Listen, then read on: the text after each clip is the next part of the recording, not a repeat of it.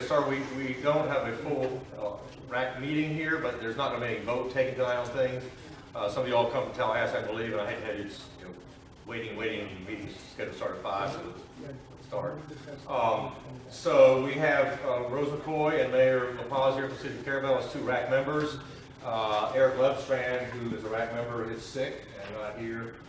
Mayor Van Johnson should be on his way, but she's not here yet. And then I have not heard from Lynn, Martina, or Oz Amerson, so I'm not sure where they are. But again, tonight we were going to tell you, you are going to be sent something after this meeting that you will be able to start using your brain power and your knowledge of the community to work on. So tonight, though, being here is not life or death, and we will send it to you, but at least we'll tell you in a verbal format what you're going to be getting. So I'll turn it over to Stella. All right, thank you, Evan. Again, thank you all for being here tonight, especially the folks in the audience that are with us tonight. I know we haven't met since October, so just wanted to give you a little schedule update and bring you up to speed on where everything's at in the process. So in October, we presented the committee with the needs assessment document, which is the first step in the overall plan to eventually develop the multi-year plan that gets submitted to Treasury.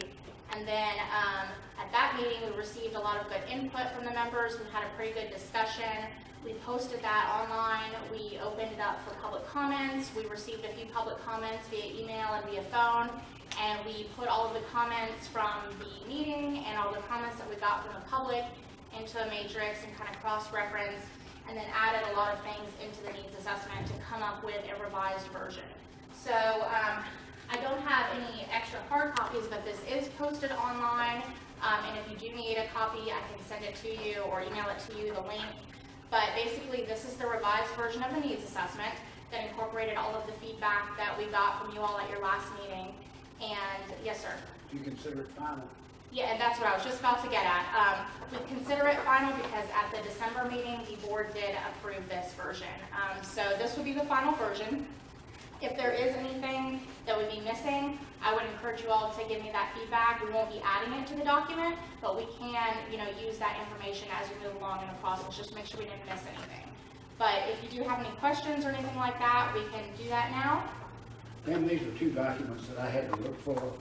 One of them is the establishment of 3 enterprise zones in Franklin County, Yes, sir. but you may not have it because I think that's the only copy. And the other is the recommendations of the Apalachicola Valley Conference that was done in 1987. It has many recommendations that were approved by a multi-organizational group of local and state representatives. So those are two really important. I didn't have access to them in December. I was here. But I'm not saying you need to amend it, but I wish you would look at the And we can make a copy of this for you, Bill, and get this back to you. As far as I'm concerned, you can have it. I don't use it anymore. Okay. But I there's do a lot have of these research. economic development profiles that I think Robin had gotten to me before, but these documents being 30 years old, I think that I have some of these updated documents that did get incorporated. Just 30 years. You're right, not much changes in 30 years. That's very, very true. But yeah, we'll definitely take a look at these. Thank you. I'll put it over there. Oh, thank you. Did anybody else have any more questions, comments on this first step before we move on to step 2? I have a question. I didn't receive any notice of that meeting in October, or I'm on the list. What's your name? Elizabeth Wright. Right? Yes. But I got the notice about this meeting, so I don't know. I apologize. I don't know. So I didn't have any opportunity to comment on it, because I didn't know it was out there. And the one thing I'm concerned about is there's no mention of wildlife in here. And there's mention of, the only place I see wildlife mentioned is in the Restore Act direct component eligible activities. Now, there's a lot about oysters and fisheries, but shorebirds were also adversely affected, not so much by the spill, but by the response. And that's not mentioned at all. And I just wanted y'all to know that, because what's going on now is that the state got NERDA early restoration money for a 5-year shorebird monitoring project at 19 sites across the Panhandle. I think they've upped the number of sites. but that money is gonna run out, and they are looking, they are actively seeking money out of other pots, but there are also sites in Franklin County, small sites that are not being covered, and a lot of them have just a few breeding birds, but they're mostly American oyster catchers, and guess what they eat? Oysters. And so the health of the oyster bars also affects these birds, besides what happened out on the barrier beaches where their nests were being driven over and stuff in response. So I just wanted to make sure that that's something that might be eligible for funding under this. You know, for some, cover some additional sites that are not being covered, or educational activities. We need a lot of public education about shorebirds. So, All right. that's my spiel. But Thank you for I that don't information. know about much else in the way of wildlife that would have been affected by this bill. Well, other than the marine or bay organisms. a couple of things there. One, we will definitely check the list and figure out why you didn't get that notice. But you got the last notice, so hopefully Yeah, you won't it's miss any more really good. notices. Two, the direct component, this pot of funds really has nothing to do with what was affected by the oil spill. I know that sounds kind of odd, but it really doesn't. So the eligibility of the activities does not have to tie to the oil spill. Okay. So keep that in mind. And then in the first box here of the needs assessment, it does talk about enhancing all marine and estuarine habitats. So that would be near shore, on the beach, and then your tidal flats, and then your wetland habitats as well. And then the seagrasses and marshes obviously are bird habitats. The reason why we don't get too exhaustive and list every single species is because we tend to focus on like the keystone species that would provide their home habitat, provides habitat for the birds, for example, just like you had mentioned the oyster reefs, those are providing habitat for everything. So if we try to like list every single species in here that we would want to Okay, try to so- protect or benefit. Right. I just, I mean, these birds are mostly, a lot of them are on beaches. And that didn't seem to be included in marine and estuarine habitats. I mean, I guess it just Okay. depends how you define it. Right. Because I read that, but I was like, Okay, we'll make a note of that. Yeah, it's not clear to me that, that shorebirds and seabirds would be included. And just, I guess it depends how you define it. I would say, we're looking for a pretty comprehensive, response, and I would say they would be included in our definition.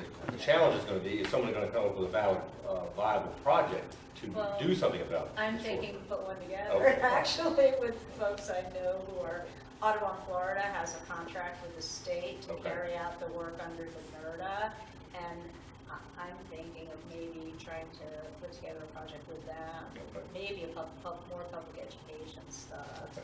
That was another thing that I have to let you all know that we found out recently. Education not allowed whatsoever. Really? Not even habitat education or environmental education. Environmental education is not allowed. That's crazy, but Yes. that's not your decision. It absolutely was not.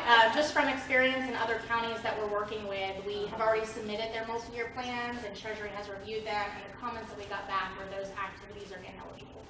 And even we had a project over in Walton County where the county commission had approved children coming out to actively restore seagrass and marsh grasses and plant them and grow them, and they were allowing the construction of the restoration of the marsh, but they were not allowing any of the educational elements for the school children. So, Unless it's paid for by. unless it's paid for by a different, so you have to bring matching funds to the table to pay for those elements that are not eligible. That's crazy. I know. We were Because pretty for shocked a as lot well. of these resources, like with the shorebirds, one of their big problems is disturbance by the public. And the public don't know they're disturbing them.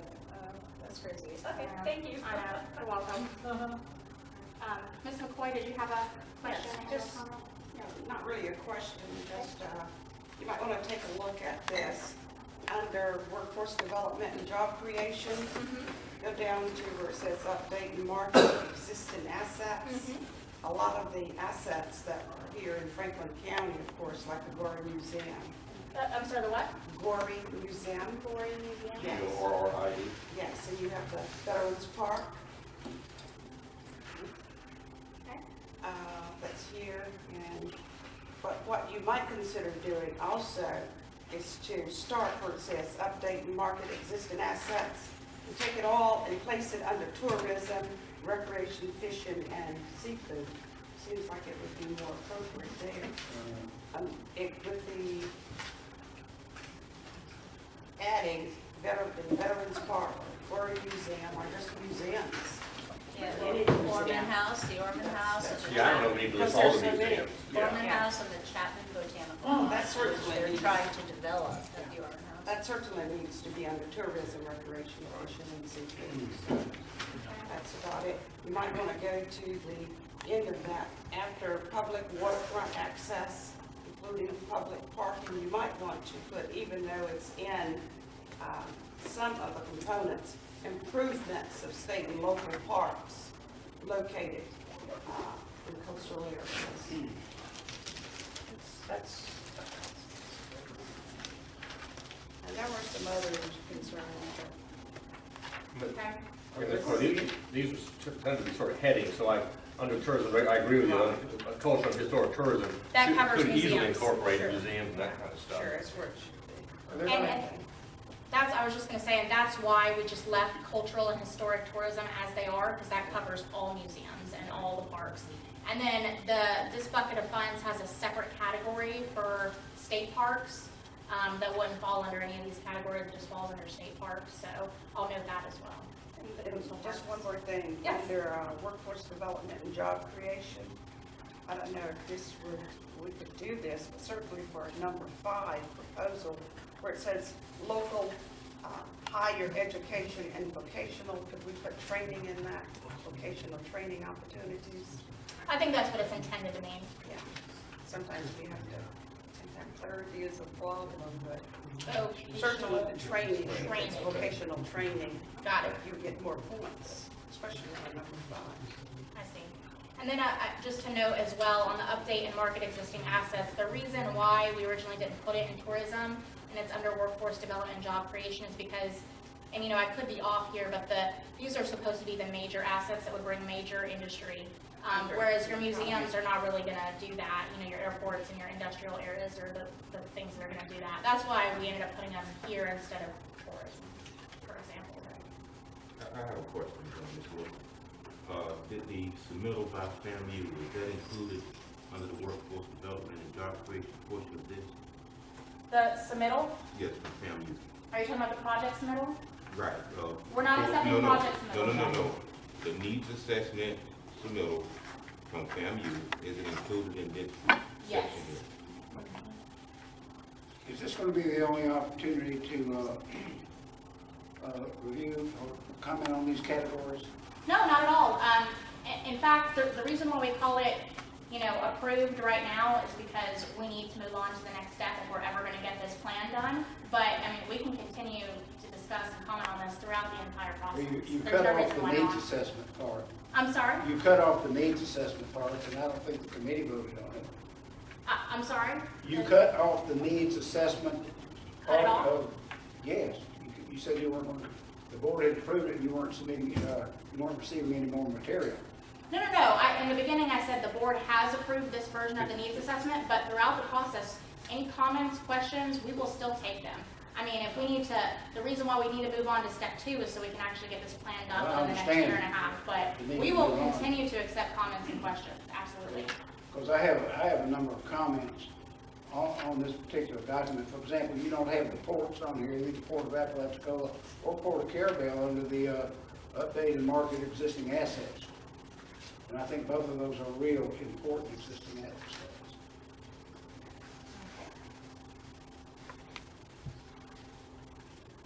And when you use the word reef fish populations, do you mean offshore, Gulf of Mexico? And near shore. But yes, Gulf of But off the Mexico. Gulf of Mexico. okay. Yes. It might be helpful if you take reef out and put Gulf of Mexico in. And I have another question. So you said this is already approved and I'm assuming voted on. So is the function of the Restore Act Committee is just to review the information already voted on? No, Or do and we you're have back. to vote? Sorry, no, we do not need a vote from you on this. And in fact, you all do not have a quorum today, so you couldn't vote on it anyway. So now what I'm getting to is at any point in the process, well, we're gonna be required to vote on anything, or just we reviewing what you guys put together and approved by the county commission? That's a good question. Alan, you want to? Well, I mean, this is a committee that there isn't a chairman, and you all are sort of acting as equals. The final say is the county commission, and so we would at this point have to operate on a sort of consensus basis, and haven't been driven by, 3-2 votes and that. So we were trying to move forward. We were a little bit behind our schedule compared to where we need to be to get actual money to the community. So we did the community needs assessment, had you all look at it. I did take the county commission saying we felt we had a fairly good handle on this.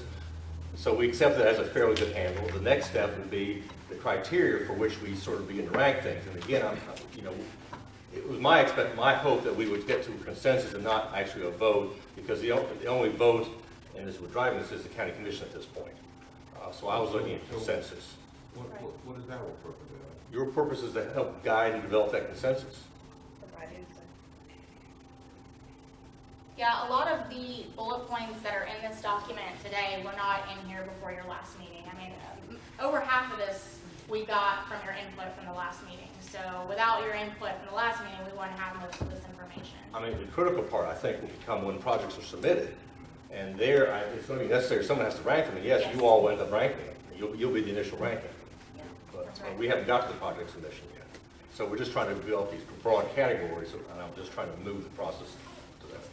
And the way I'm understanding it is that this, eventually, when we get to the multi-year implementation plan, that is for the first pot that we're dealing with now. It's really not BP money. No, well, technically, you're right. It's a Transocean Yeah. settlement money, yeah.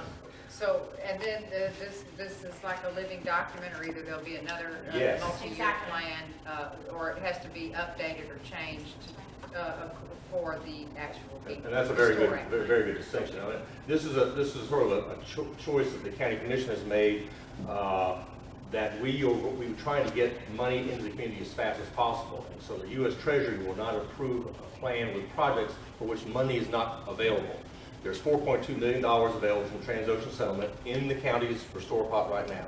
And starting, I think, next year, but maybe this year, we'll begin to get additional BP money into that settlement.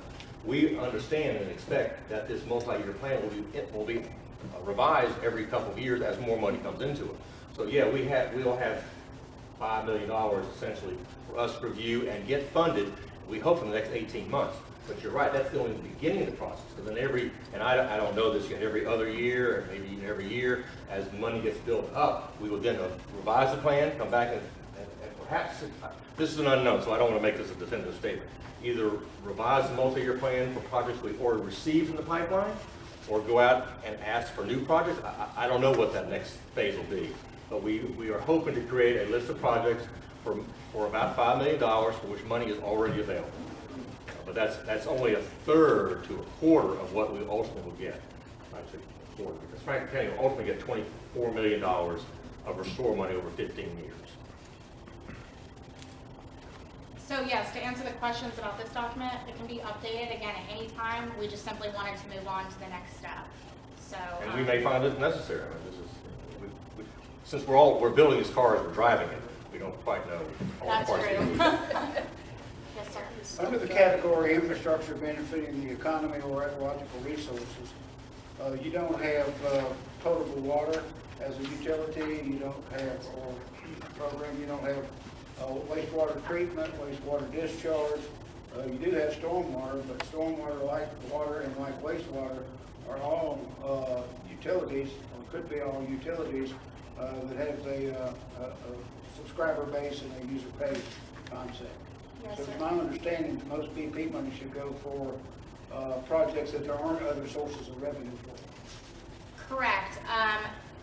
The potable water and the wastewater, the discussions are that Treasury is not approving anything that would be considered normal maintenance or normal upgrades, or something that the utilities or the cities or the county is already collecting user fees for, and it's already should be, going into that upgrade of those systems. Of course, there are a number of stormwater utilities in Florida.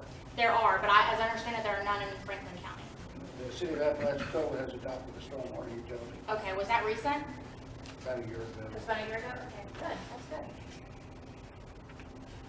Now, the argument I made though, Bill, that, and I actually don't know the answer here, so I have to ask Stella, that let's say extending sewer lines would solve a septic tank abatement issue, and so there would be environmental benefits. There might be, under environmental issues, it would be covered, not infrastructure. That's a really good- Exactly, and I know this Okay, sounds, I understand. and this maybe goes down the rabbit trail a little bit too much, but with the first year of Treasury money, we're really figuring out as we go what they're going to approve, what they're scrutinizing, how they're going to approve things, what's eligible, what's not. And in general, they have really shied away from those types of activities unless you can provide a very clear and direct nexus to environmental benefit, even though it says infrastructure projects that benefit the economy.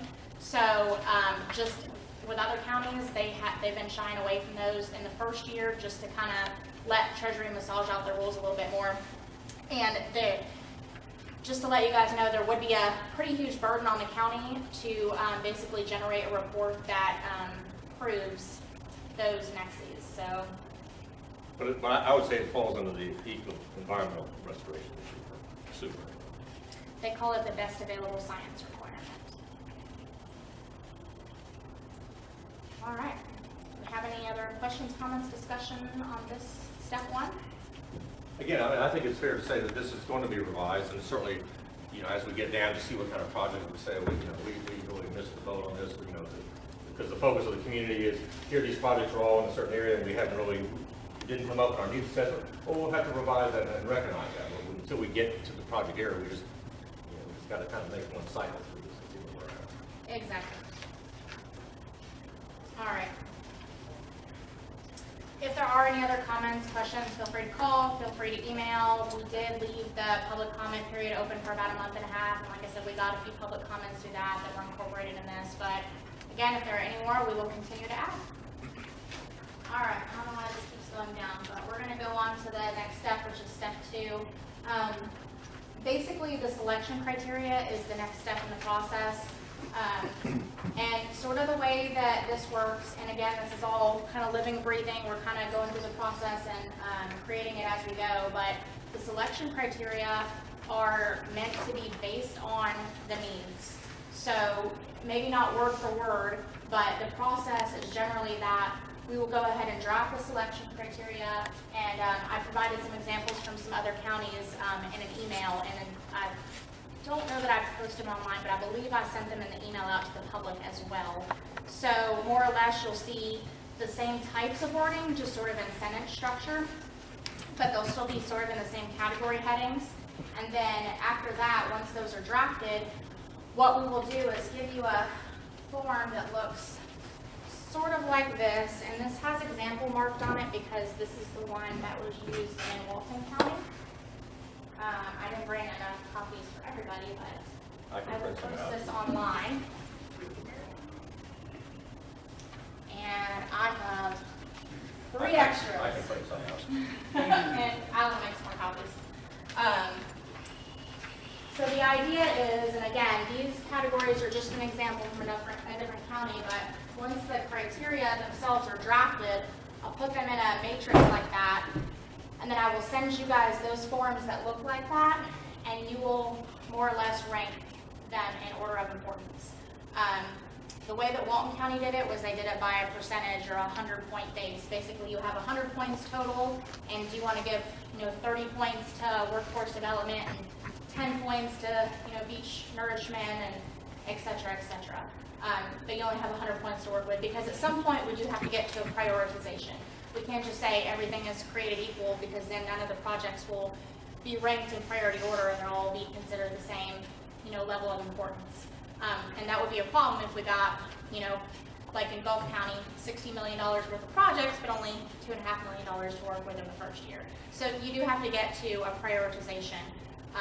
So this is the way that we propose. Obviously, this is a point where we're open to discussion, questions, comments. The board would be given the same exact evaluation matrix. They would do the same exact thing as you all would. We would then average the Restore Committee scores and the board scores, average those together, and then we would send you the results of everybody's averages. And then what we'll do with that, let's say, for example, you have, just using workforce development because it comes to my head, That one's got maybe a 32%. Then when we revise the selection criteria, like the gentleman has here, let me pull that one up from Gulf County. You'll see that they'll get a point assignment. That's too much. So each category then would be split up and it would get a point assignment. And we can do subcategories like this one has. Some of the other counties obviously felt it very important to not only talk about the technical criteria, but the programmatic type criteria, the timing, the feasibility, permitting issues, the number of people that would be benefited. If you do a project that's $5 million and only 3 people benefit, well, does that have the same weight as something that benefits, maybe the entire community, for example? So those are some of the things that they felt were important to add in addition to the technical scores. So for example, in Gulf County, they were on a 100-point scale. They decided to assign 26% of the importance on a 100-point scale to the environment. I'm going to stop there for a second, see if anybody has any questions, comments. I have a question. Yes, sir. There are 2 things that are discretionary, and I want to make sure that both of them are going to be discretionary for this group. One is the title of the consideration, like in that case it's tourism and tourism opportunities. That's discretionary as I see it, and the other is the score is discretionary. So this committee will come up with what they feel is important and what scores they think they ought to be attributed to. Well, the needs assessment did that first part for you. So everything in this is what you feel is important. Okay. When I'm going to give the committee Okay. this in a better list, and then they're going to rank it, which is more important than the other. Right. And so you might, I'm sorry. So the scores will be commensurate with the titles that are on that page. Well, yes, Okay. more or less. And I'll let you guys look at that so we can massage that and make sure we covered everything. But they're, in general, a little bit more generalized than in this, because this is a little bit more detailed. So in the needs assessment, since we didn't put the word museums under historical, resource, that we can add that in sometimes, including museums and that those kind of details to reflect that. But yeah, the scoring is certainly arbitrary, and it's what this committee feels is important for the community. And I think 100-point score is always easy to see how people rank. And so there are 3 big areas of driven by the Restore Act, and that's the economy, environmental restoration, and infrastructure. And so some projects, you'll have the 3 headings, and let's say, I'm just using their example, let's say there's 25 points each one, and then 25 points somewhere else. Well, you may have a project that is specifically only an environmental project for it, so it might not get a 100-point score, but it might get 25 in that environmental. But a project, if it's got a broad base, could easily be environmental and economic development, and therefore, and you'd be getting points in both categories. So that's sort of the encouragement, which we haven't talked about yet, is to get a broad-based thing so you can maximize the benefits of the community. Right, and so just getting a little bit more in the details of how that works. Let's say, for example, you have your economic benefit. Let's say you give it 25 points, that's your broad category, and then you have some that fall below that. Those will need to be broken out too. Within the 25 points, does that one get 2 or 10 points or 12 points or 5 points, for example, that will add up as a whole category to 25 points. And then, so then to break that down even one more step, just so you guys know where we're going ultimately with this selection criteria, let's say you give economic 25 points, and within that you have one category that you can get a total of 5 points. When the projects are submitted, every project will be evaluated against every criteria. So what I think Alan was just saying is that even if it's a bird habitat project that's submitted, it's still going to get scored in the economic categories. If it doesn't provide an economic benefit, it's not going to get any points.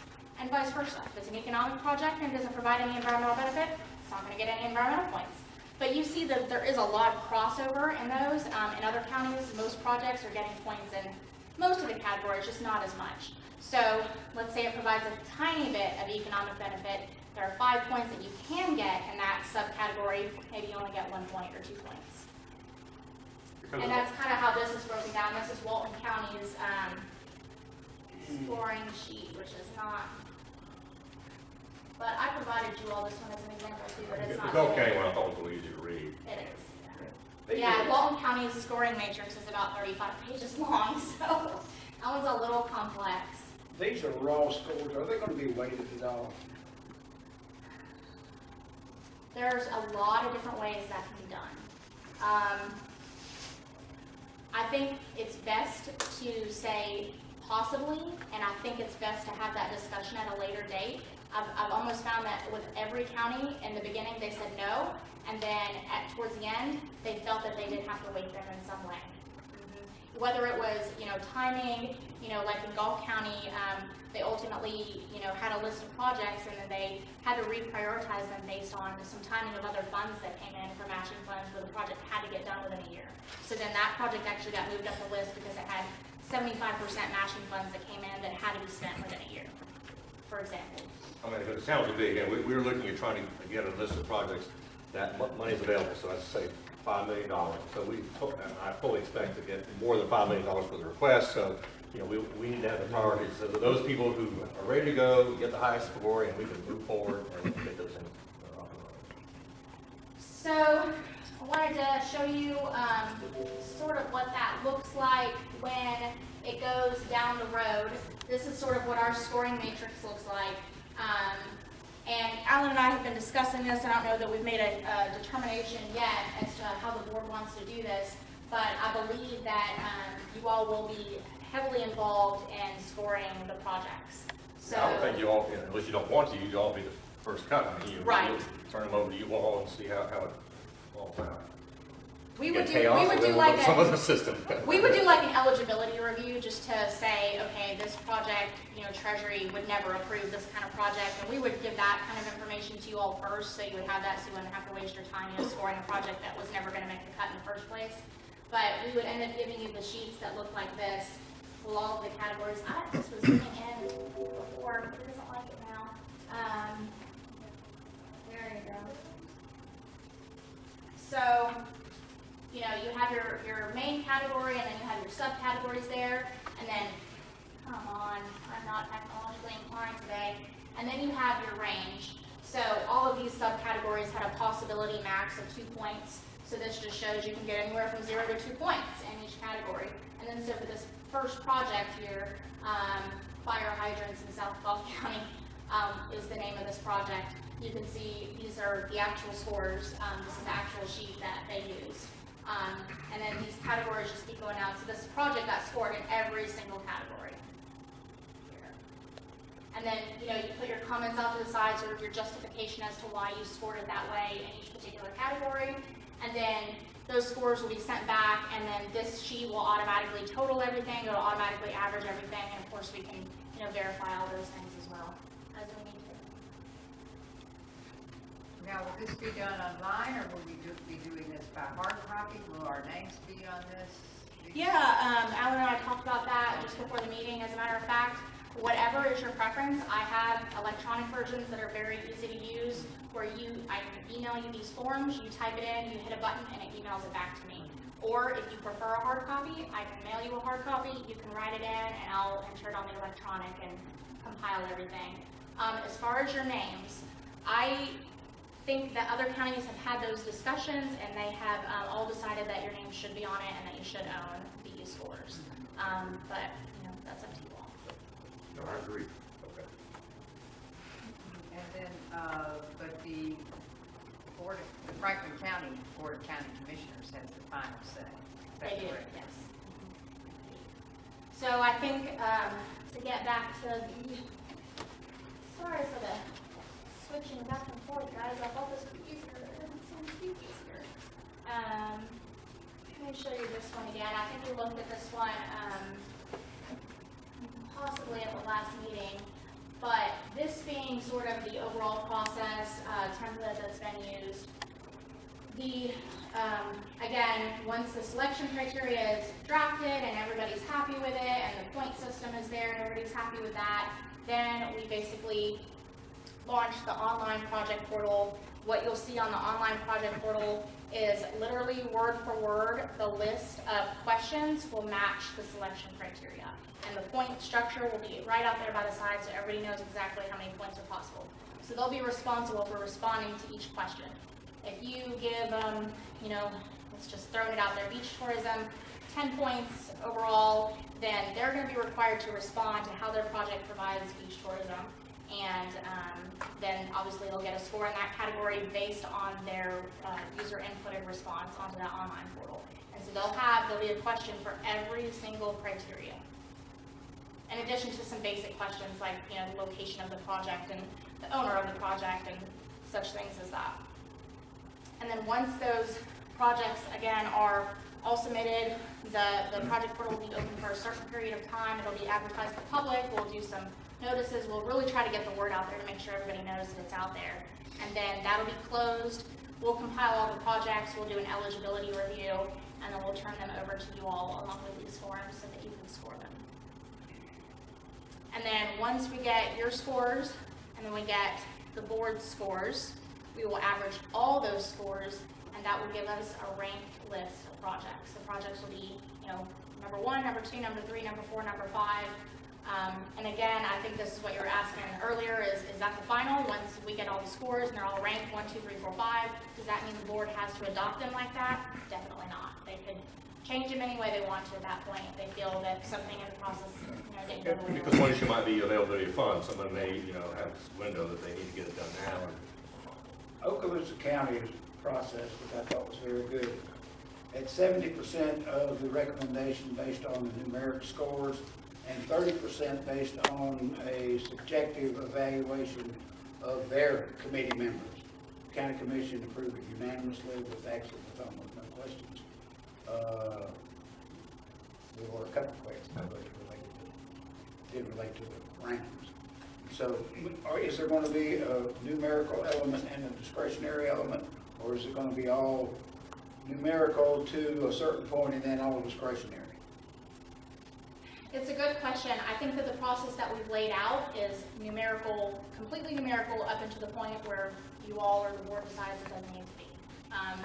As far as like our process is concerned, the template that we've set up for each county, it's all very objective and numerical. There's no subjectivity about it really.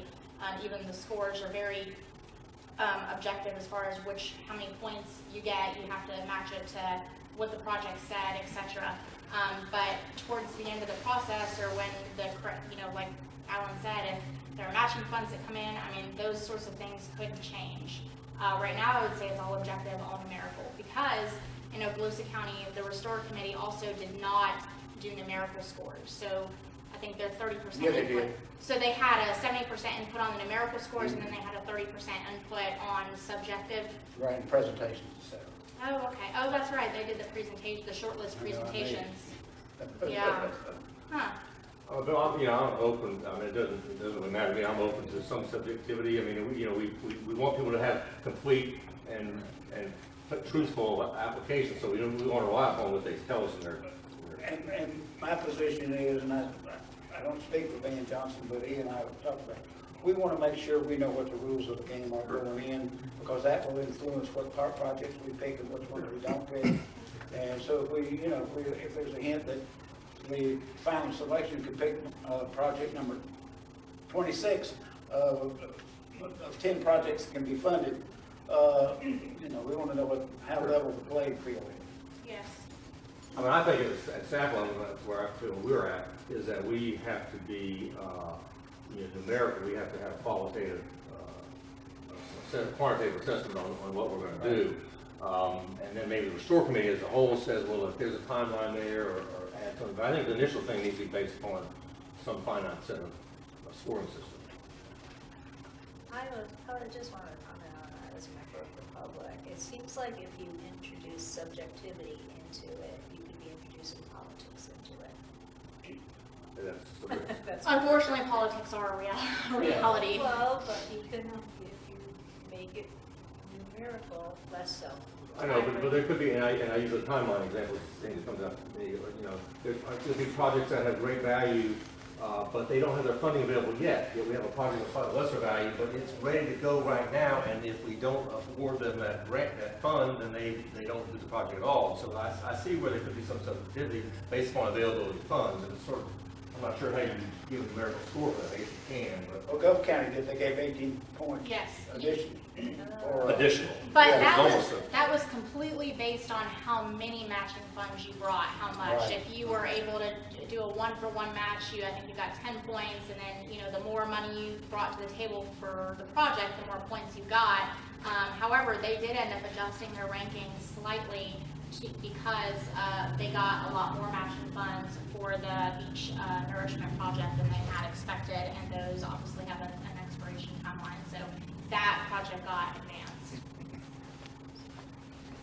But you could, and we do, like, if you go back to one of the criteria, I think in Gulf County and in Wilson County, and the front, the criteria do talk about, the breakdown of whether on your matching funds, there are basically 3 tiers of that. Either, one, you have applied for matching funds and you think you're probably going to get them. 2, you've applied for matching funds and you definitely got them. You have an approval letter from that agency or something, but you may not even get them until next year because that's the fiscal year. Or 3, you have it in the bank and you're ready to go. So you can do a tiered scoring system based on those 3 categories, because obviously we've got money sitting there in the bank ready to go that, probably want more points on that one. Yes, ma'am. I have a community question/comment also. For the matching dollars, how will those be addressed in terms, I know speaking from a university perspective, we can't use matching funds from one federal grant to another federal grant. So the good news is this isn't considered federal grant, so you don't, so any matching money you have is available to be used in this program.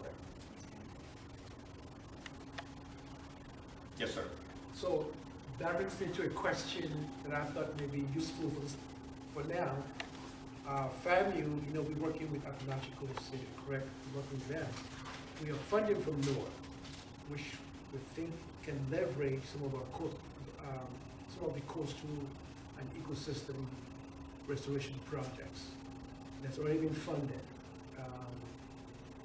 So this last October, we received $15.4 million in the past for the next 5 years, already been funded, which we hope might leverage some of the coastal beach restoration work.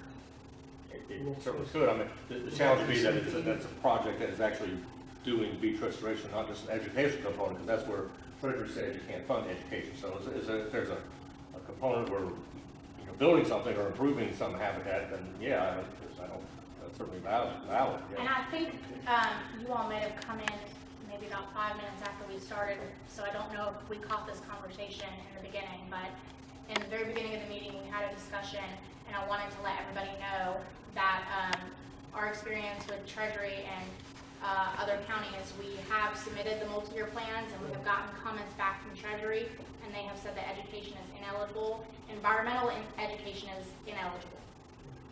So I just wanted to make But sure. not vocational education. Right, if That's it job can be training. tied to job training and workforce development, it absolutely is eligible, yes. Economic Provide development. Yes. Wildlife biologists. Okay, Right. so that goes back then, we actually have Fallon Golf here with our corporate extension program.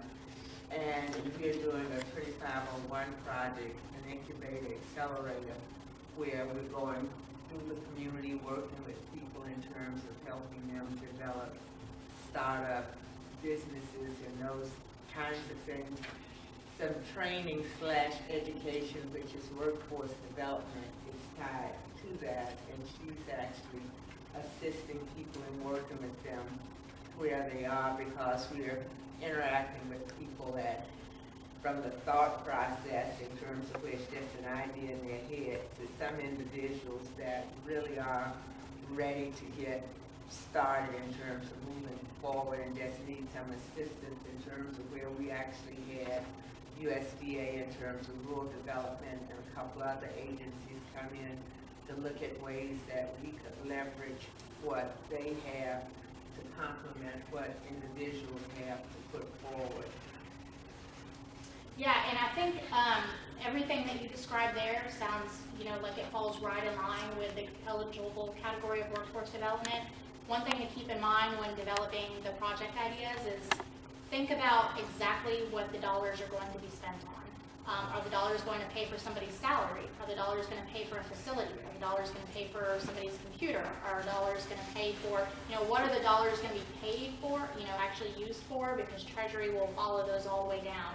And so whatever the dollars are going to go to, they have to be directly connected to that eligible activity and that outcome of that project. Let me ask one more question. Are you all going to define who the applicants can be? Yes, I think we did that at the last meeting, but I can recap.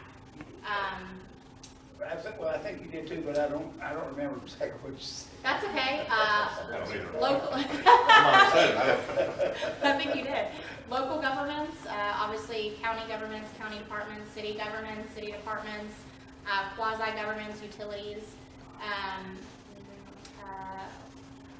port authorities, that type of thing, and institutions of higher education. Right. The challenge would be, and I sort of say this from a little bit of training I got from Treasury, is that a qualified applicant needs to be somebody who has experience managing money, so the Treasury has faith that the money will be used the way it's supposed to be used. So St. George Island Civic Club probably would be eligible to apply. Probably not, because I would say one of the criteria would say, have you managed grants in the past? Yeah, that's fine. How about established NGOs? Established NGOs, yes, if they do have a valid 501c3 status, absolutely. But again, they do have to be able to prove that they've managed grants before successfully. When in the beginning of the process, we don't necessarily have to verify all that, although I have been verifying the 501c3 just to make sure. But towards the end, say if your project is selected and you don't meet all that criteria that Treasury literally has like a 600-page book for, you're not going to get the project. So, the county just, wasted all their time, trying to go down that road, and, it was never going to be. So, I'm thinking about organizations like Apalachicola River Keeper, Audubon Florida. I'm Yeah, certain that the River Keepers have managed grants before. And Audubon. Yes, absolutely. And Audubon too. But what we're trying to discourage is somebody who has never managed money and thinks, oh, it's a great idea, they have a great idea, they want to come in on their own, get a project going. Treasury just isn't going to do it. So I encourage anybody here who's got a great idea, if you haven't managed money yourself, to get a partner. That's who's right. got some experience and come in there. And that's what the other counties have encouraged as well. If you're a very small non-for-profit, you're not established, but you still have a great idea, you should partner with another non-for-profit that does have that capacity. And what they call it is organizational, institutional, and financial capacity to manage the grant. And if for some reason the county decides, again, they can still open it up to other NGOs that are smaller, but I think what Escambia County, for example, where we did there, they were a little shocked to find out at the end of the process. Even one of the smaller NGOs had their project selected, and the county does look like they're going to fund it. Unfortunately, the money is not going to go to that NGO. The project is going to be done, but not by that NGO. It's going to be done by the county. So none of the money will ever even flow to the NGO. They will never get any money for it, but they'll see the project accomplished. So that was a bit of an odd path as well. And I may say it's wrong, Stella, so correct me if I do. But this is one of the challenges for all of us.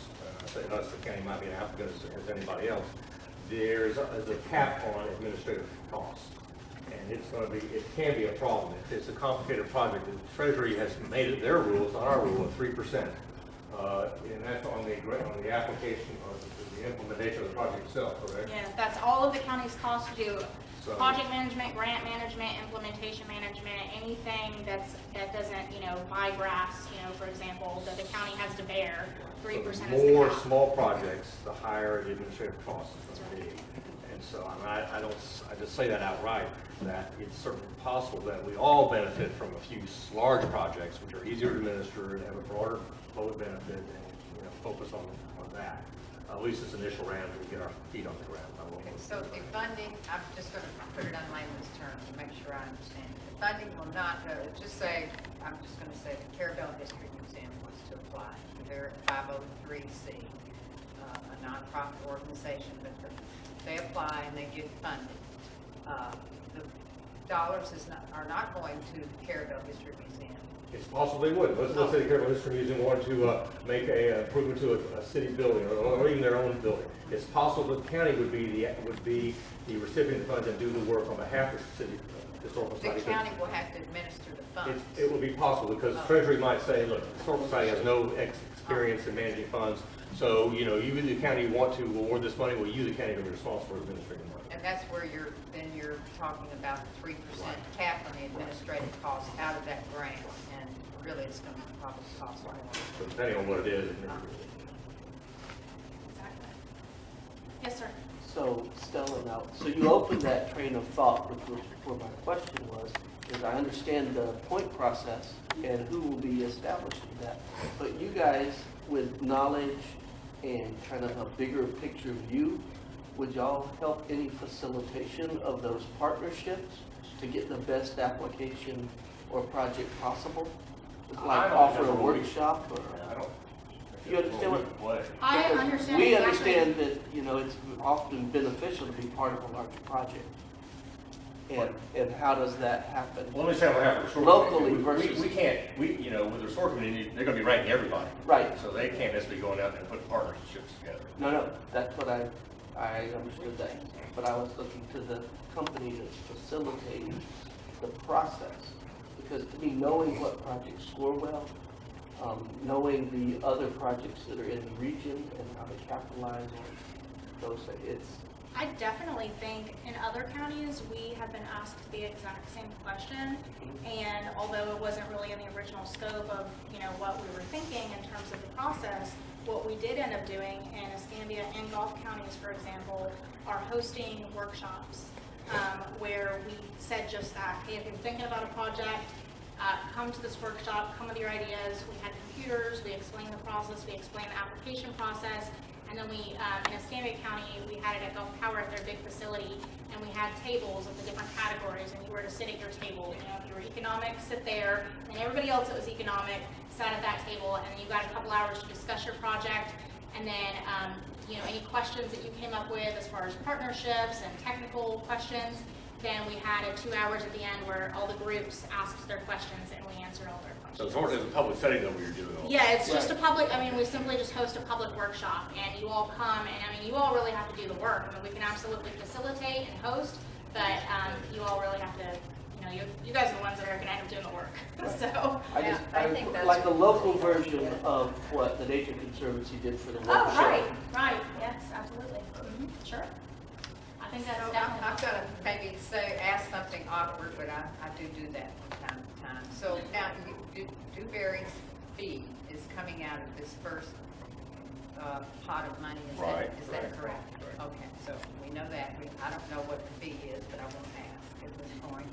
But if you host a workshop, that's an additional, No. that is included in your fee. They have a set number of things they need to do for us, and Okay. some of them, I'll be honest, because we benefited by being last, actually, we didn't use as much effort on some of the, on the initial getting started as other counties did. So there's a real attitude here, they can host a couple of workshops, and, you know, we won't reduce the amount of money for grants. Okay.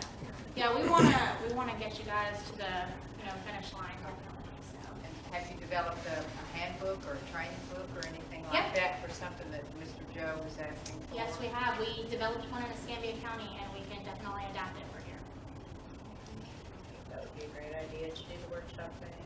I've seen that for projects before. I've seen that for projects before, and it seems like, it's, you know, two people will come with like very similar ideas or ideas that can complement each other, so you can roll it together into a big. And that does end up helping the county and you all as well, because like, in one of the other counties, you know, they might have had 7 or 8 different entities, all more or less submit the same project because they didn't collaborate ahead of time, and so it was kind of a pain to, Yes, so ma'am. that's- Okay, and my question's along that line in terms of coming from the university perspective and confidentiality and things like that.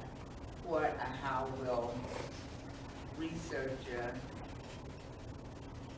ownership, proprietorship in terms of with the group meeting be incorporated, or will this process in terms of knowing some of the kinds of things, for instance, that Joe works on, and knowing some of the things that we work on through our extension project, it might actually be best for the county to say that I think there are aspects of this project that the two of you should somehow figure out, or like in the other counties, when you had 9 people sitting around the table discussing the ideas and you saw they were similar, how do you manage that?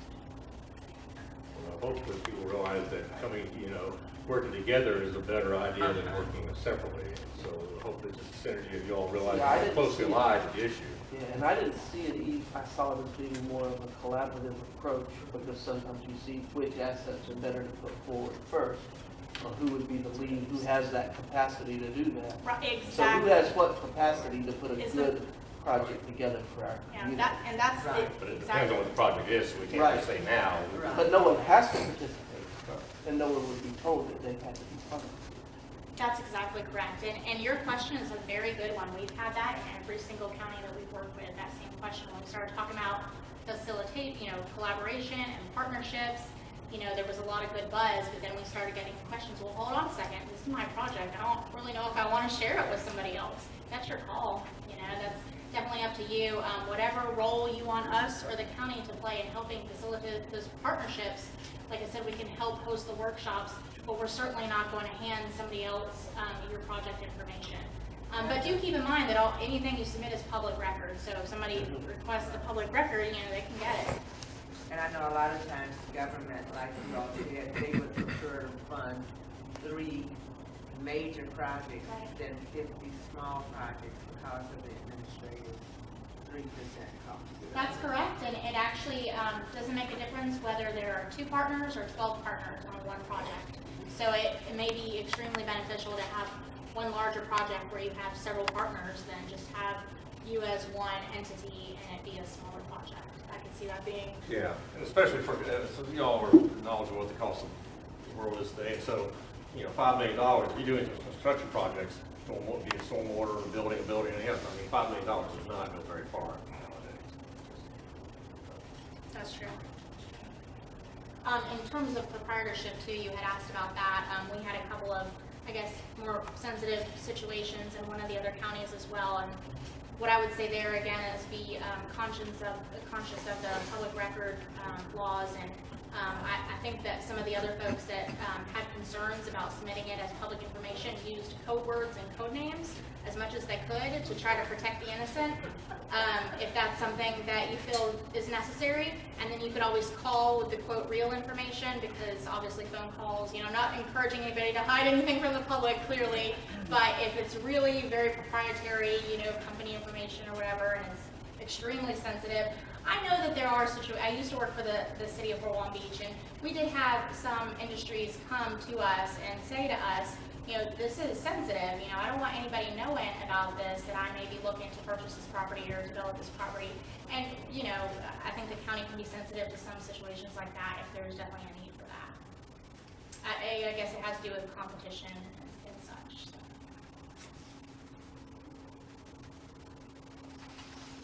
All right, that was a good discussion. All very good questions. I was trying to, before this meeting a couple days ago, I was trying to come up with sort of a list of discussion points and trying to pull and draw from some things that we discussed in other counties, but you all have gotten it all out there already, I'm pretty sure.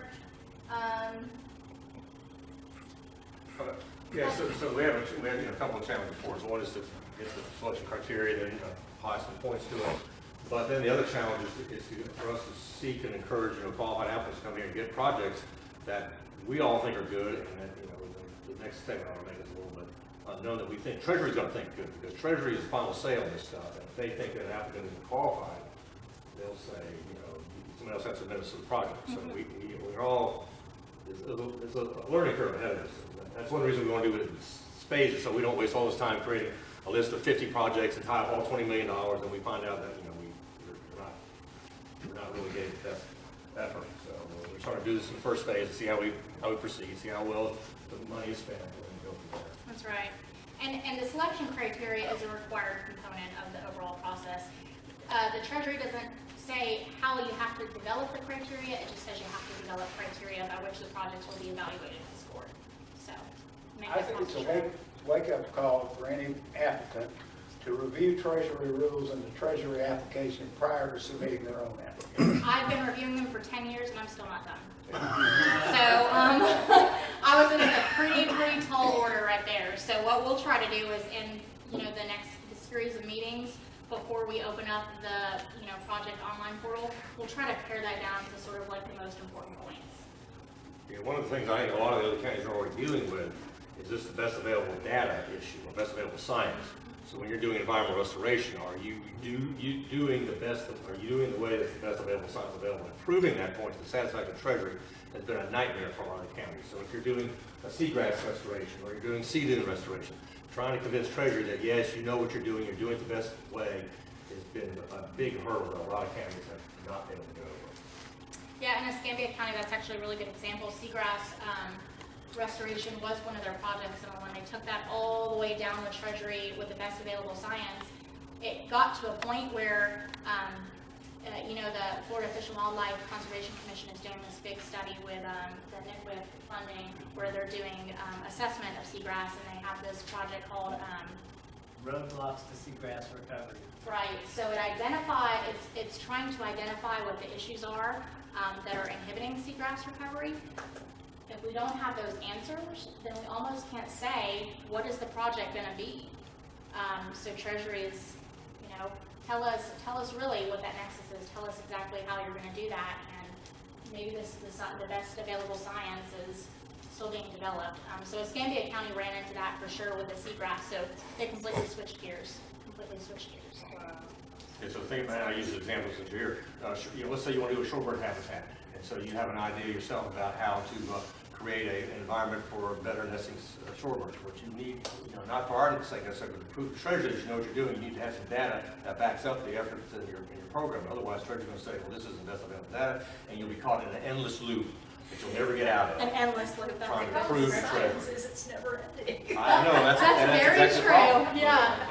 I was just on the phone with them the other day about a Gulf County project, and they said to me, well, why does this say this now, in your previous version of the application did? I said, well, the previous version was 9 months ago. Science changed, things change, But yeah, it is an endless loop. It's kind of funny that you mentioned that, because you will get caught up in that.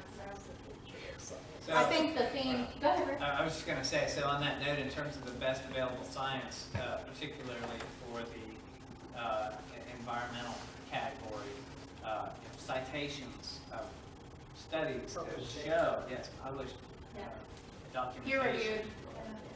is really helpful. Yeah, extremely helpful.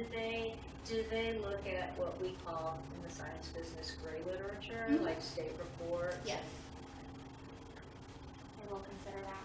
They may not consider it the best available, but they will consider it. So I think the theme being, as we're going through this process, like Alan was mentioning earlier, we're just trying to make sure we hit all the important notes, and that's why there's like a 5-step process instead of just kind of going right at it. Because I know some of the counties had started processes, almost right after the Restore Act was passed, and then realized that there were going to be all these rules. So let's kind of slow down and see what the rules are. The newsflash, which is not a newsflash, is that the rules are actually still being developed. So we do have a set of rules that we can go by now, but Treasury is still developing those rules as we go, kind of fine-tuning them as we go along. So we'll try to keep you guys up to date, that being our job, keep you guys up to date on what those rules are, what the eligible activities are, the eligible uses, and make sure that we do not miss anything in the process that's required, so that when the county does submit their plan, they're not going to get comments back saying, you didn't do your process right, you need to go back and redo the whole thing. We've had those scares, but none of those so far in other counties. Yeah, so we specifically hired James and Dewberry, Dewberry, because of their experience. They're under contract with several other counties in the Panhandle, of the high impacted counties, and so we feel like they have the experience to help us through this process with Treasury as efficiently as possible. So we've done the needs assessment. There's always going to be an opportunity for more comments. The next step is to try and get us this criteria and then apply some points to it. Let's go down the road and see what our result is. And if we don't like the result, well, it's our process, and we can start over again. I don't really want to have to do that, but it's our process, and we need to. That's what the only thing I encourage. Let's go down and see where we end up and see what we like. And if it's good, we'll say, well, it was a success. If it's not, we'll back up and try it again. And maybe something I also didn't explain in the beginning of this when we were talking about the needs assessment. We do have to have like these sort of stop points for step 1, step 2, step 3, step 4, because when we applied to Treasury to do this process, they had to approve the process to develop a multi-year plan. We had to give them dates, and we had to give them time frames, and we had to give them milestones.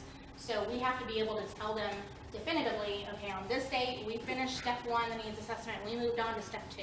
Not saying that we can't still have input discussion and roll it around some more and do what we need to do, but we are gonna have to report to Treasury, in these blocks, and you'll probably see them, they're the reports, that, you know, certain metrics that we have to fill in, you know, at each step. So we have to kind of have those little dividers so we can show those metrics. So once we select and develop our ranking list and select our projects, these projects will go as sample or example projects in the multi-year implementation plan. Is They that will right? be projects. They will be projects. Now, if they are in that plan, are they guaranteed, they're still not guaranteed to be funded because they must be approved by the treasurer? Well, Treasury won't take a project out. Treasury may ask for more questions, and using best available science as an example, where we could never get that approved, and so, yeah, then we have to go to the next project. Now, use seagrass as an example. You know, we think we need more seagrass beds, so we submit, you know, all $4 million in seagrass, but Treasury says, well, are you doing it the right way? And we get this endless loop, so it's possible that the RAC committee or the board says, look, you know, we spent 6 months trying to get this thing approved through Treasury, and we are not getting anywhere. We're going to go to the next project. And they do have a lot of comments on the projects, but Alan is right. If the project is eligible and it meets the eligibility criteria, they cannot take it out. This process is supposed to be county-driven, public-driven, and Treasury really shouldn't be able to say, no, sorry, we don't really like that project, try another one. They may be trying that, but they're not getting very far. Now, if it's ineligible, that's obviously a different story, but we will be doing that screening of the eligibility before it even gets to that point. So we hope we submit a series of projects that are eligible and that the answers are all there and that we have funding for, and the Treasury says, okay, you know, now you can apply, and that's what we hope to get. And then just to follow up, I think we talked about this a little bit before, but just as a reminder on sort of the schedule of things. Once the multi-year plan is developed, we have the projects in there, you all have endorsed the multi-year plan, the board has approved the multi-year plan with a list of projects, and all that good stuff. It gets submitted to Treasury, and Treasury mulls it over, finally they approve it. That really starts the grant applications process. So I just wanted to remind you all that that is a whole new process that starts after the multi-year plan that is a little bit more detailed actually than the multi-year plan process. But doesn't Treasury have their own independent application that after they approve the multi-year plan, you have to file an application to the Department of Treasury? That is correct. Under there? Yeah, the construction grant application. Right. Let me ask you, is there a Florida team at Treasury that's reviewing all Florida Yes, applications? yeah, we have one contact, one person who does it all. And then Alabama has their own, and Louisiana their own? That's Okay. right. So we're not basically philosophically competing with Alabama or Louisiana or Correct. Texas? That is correct. Yeah, so, and unfortunately, one guy, John Stutz, Yep. you know, he's handling 23 counties. Yep.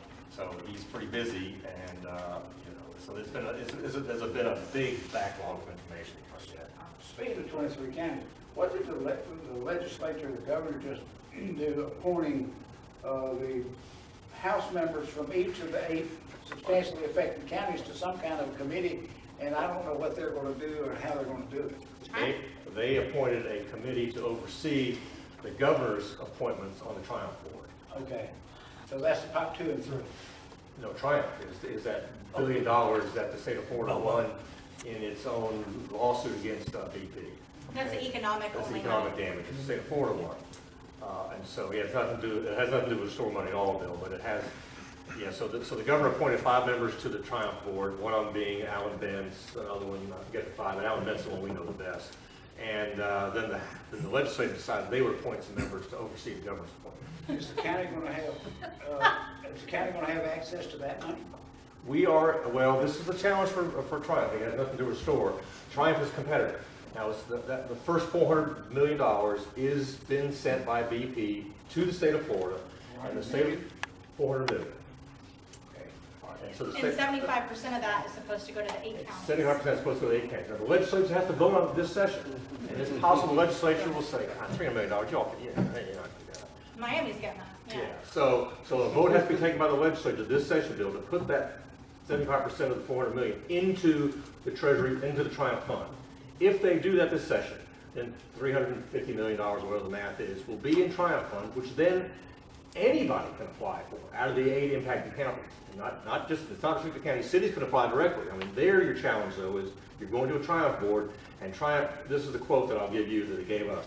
We don't want our money to be the first money or the only money. So if you come to Triumph and want money, you better bring money with you. It requires a 1-to-1 match in the legislation, and the 1-to-1 match, the 100%, has to come from a private organization. That's how the legislation is written now. And their main focus, I won't say the only thing, their main focus is economic development, economic diversification. So they don't have any interest in environmental restoration. I'm not sure they have much to do with infrastructure, except for the job that may be created by, infrastructure improvements.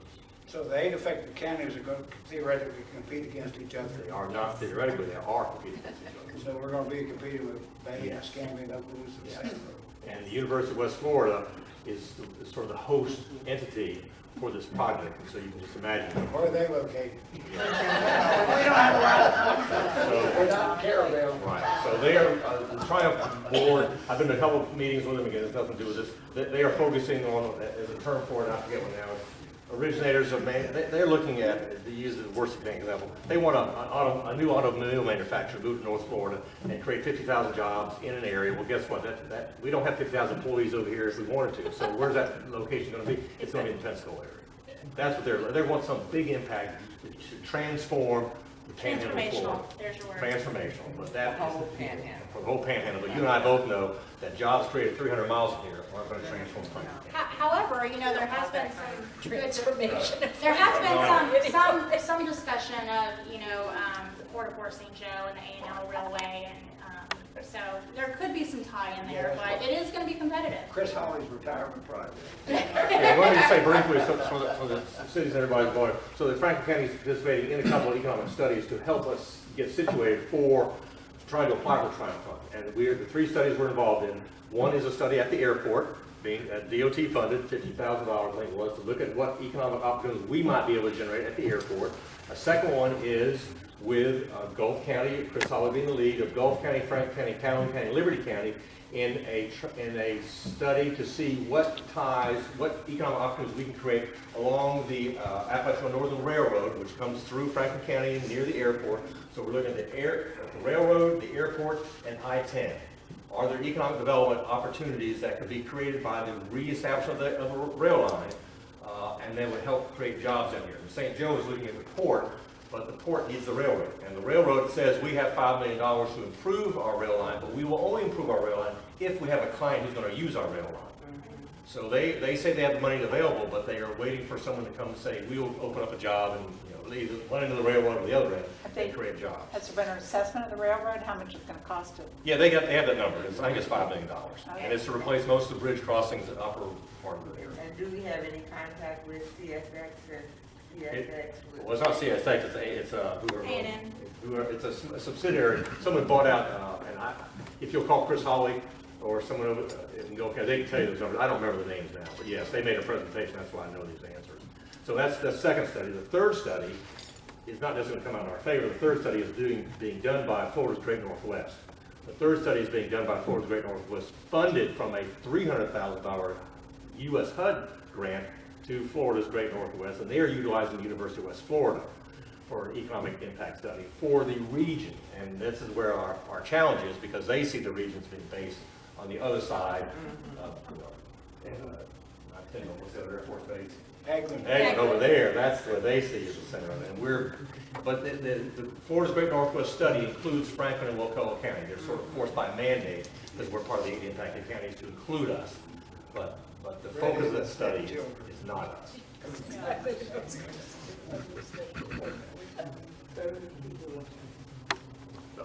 All right, well, I appreciate this participation, and still we'll get some stuff out to you all electronically. I hope that, a month, when do we going to have the next meeting? I'd like to move this thing along here. Let's talk about that. Yeah, I definitely think we should have a meeting in February. Is everybody available in February? Any preferences from the members as to a particular day? February's usually full there, so We shall see what we're usually doing these on Tuesdays. I think we said Tuesdays at 5 is usually what works. when we had our initial discussion.